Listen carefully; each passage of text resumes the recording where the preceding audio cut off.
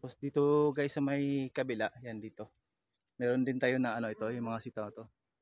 Ito mga isang araw na lang ito, siguro 2 araw pa. Yan bago tayo makaharvest niyan. Bago tayo dito sa may lilim ng konti. Kaya grabing init ngayon guys, sakto doon sa tawag dito. Sakto doon sa panahon na nag-harvest tayo ng ng mga gulay. Tag-init. Mainit. Yan, ikot tayo dito sa may kabila.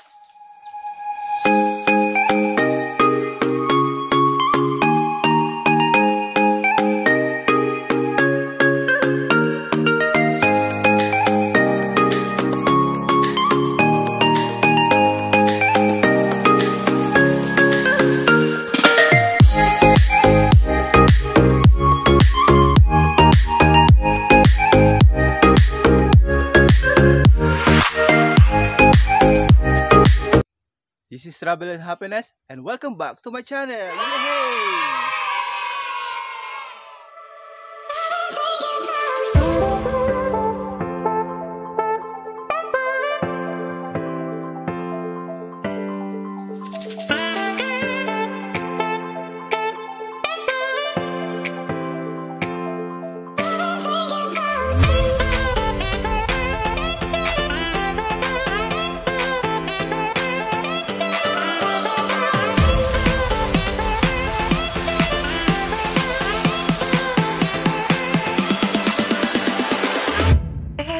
For today's video guys, yan, nandito naman tayo ngayon sa Sitawan, no?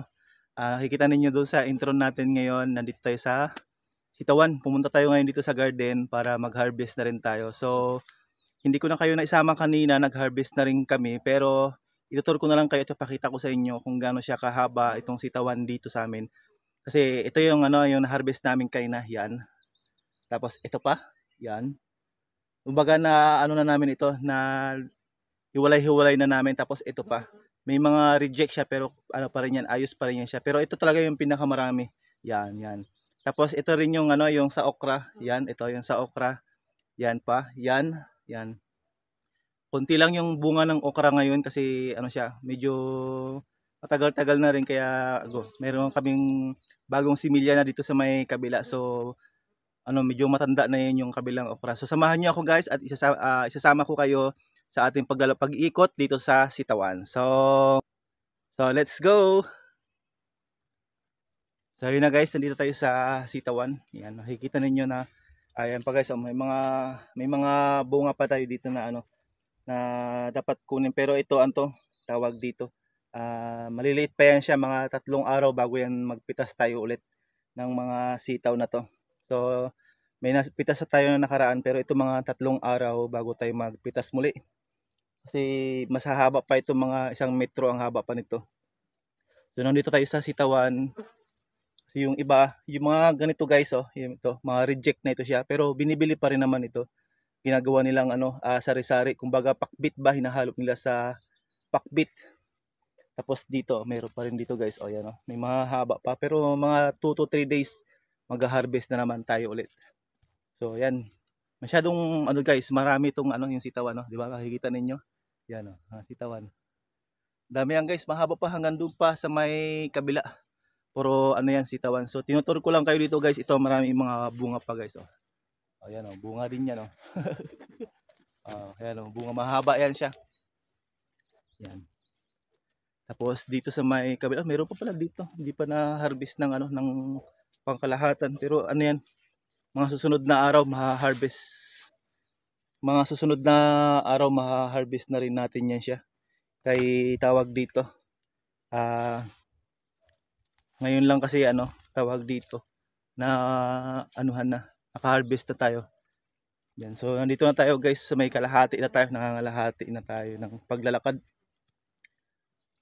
Yan. Marami guys dito sa may kabila pala. Ito na yung sa yung bagong tanim na okra. Makikita ninyo. Yan yung mga bagong tanim na okra. Yan, nandiyan dyan. Hanggang doon din yan sa may kabilang dulo. Puro taniman niya ng okra. Yan, dyan sa may kabila. Puro taniman niya ng okra. Yan. Tapos yung dito, ang ginagawa, buho lang yung ano, yung tawag dito, yung pinaka-poste niya.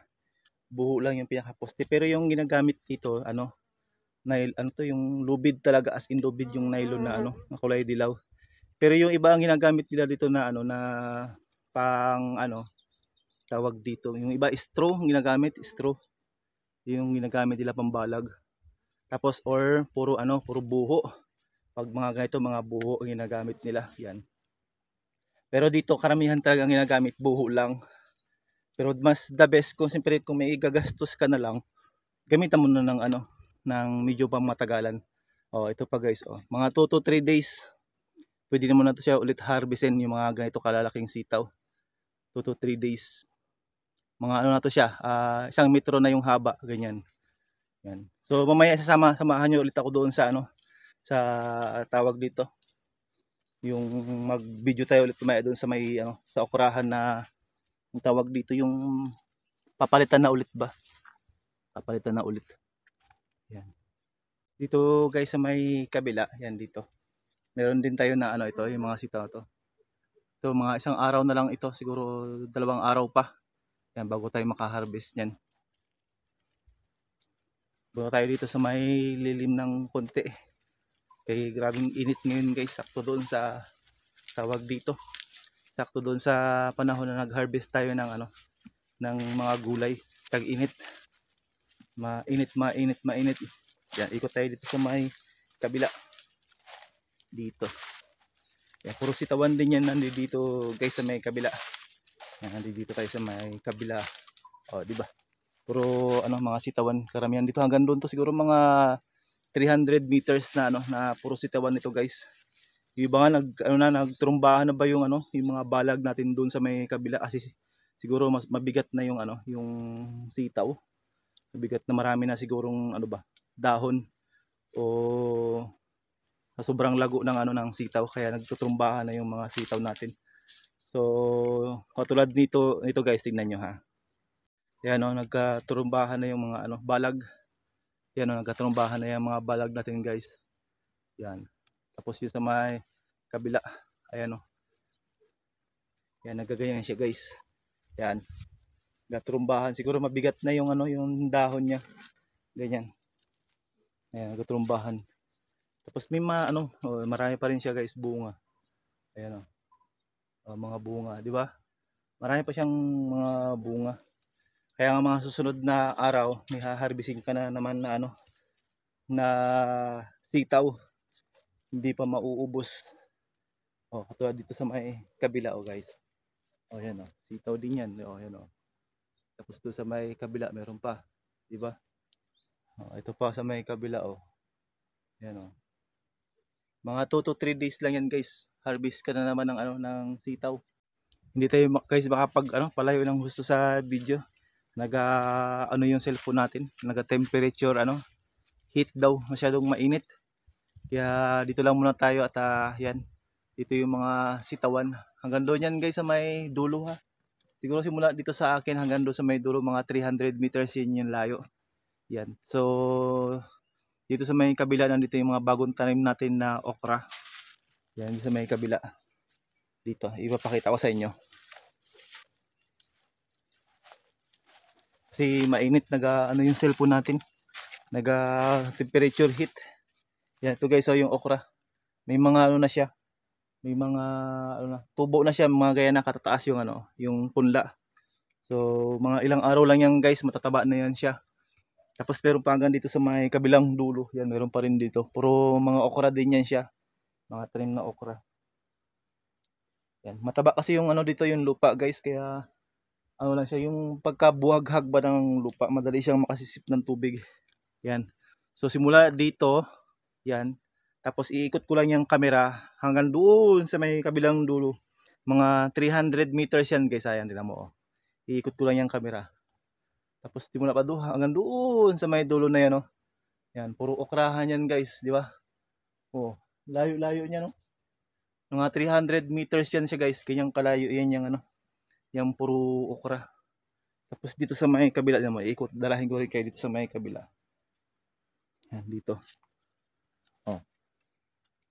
Ganyan siya, hanggang doon sa may kabila guys. Puro okra yan naman. Mga ilang araw lang yan.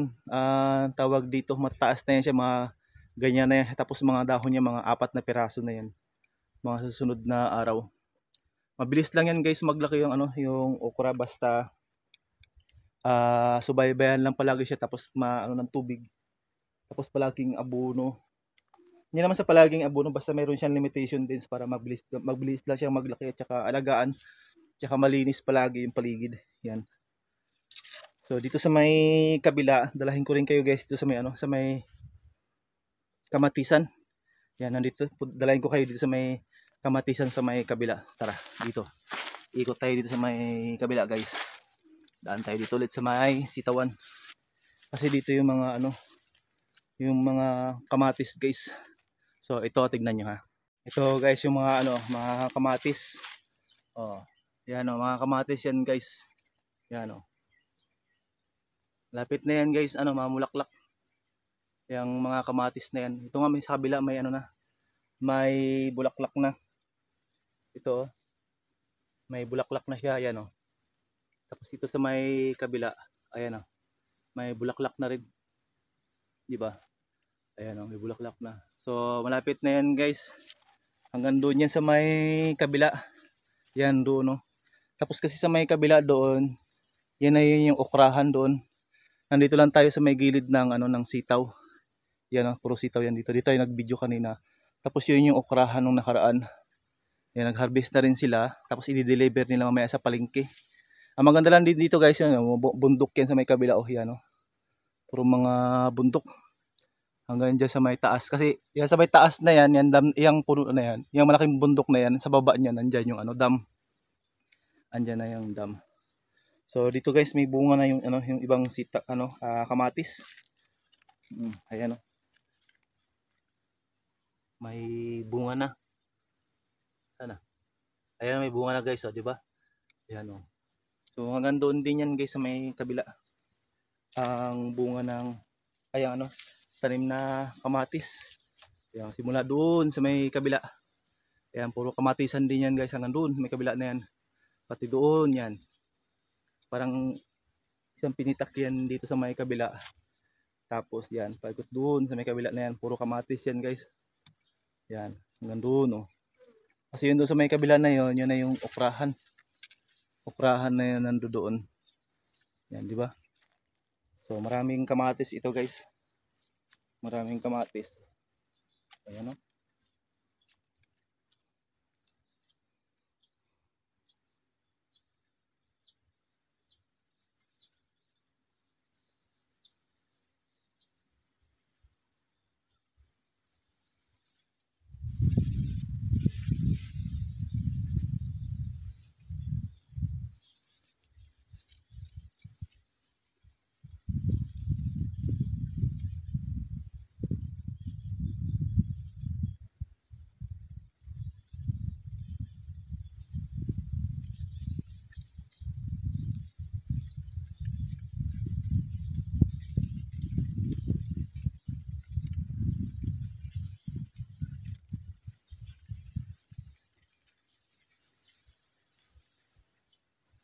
So yun na nga, guys, at naikot ko na kayo dito sa sitawan. Yan, dito tayo sa may sitawan. At maraming salamat sa inyo, guys, sa walang sawang pagsuporta sa aking YouTube channel. Huwag niyo pong kalimutan mag-subscribe, mag-iwan ng comment, i-bell all para lagi kayo update sa aking mga video. So hanggang sa muli, paalam!